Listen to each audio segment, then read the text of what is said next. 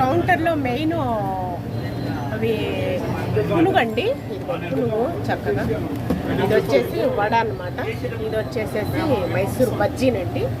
ఈ విధంగా ఉన్నాయి అనమాట. ఇదిగోండి పచ్చని అరిటాక్ అనేది మెయింటైన్ చేస్తున్నారు చక్కగా.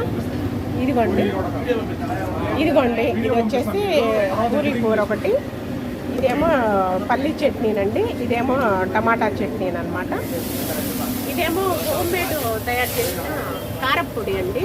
నల్ల కారప్పొడి అంటాం కదా, అలా అనమాట. ప్లేట్స్ మెయింటైన్ చేస్తున్నారు. ఇవేమో ఇడ్లీనండి. చక్కగా చూసారా, పెద్ద పెద్ద సైజుల్లో దూదులు ఉన్నట్టుగా మెత్తగా ఉన్నాయి. ఓకేనా.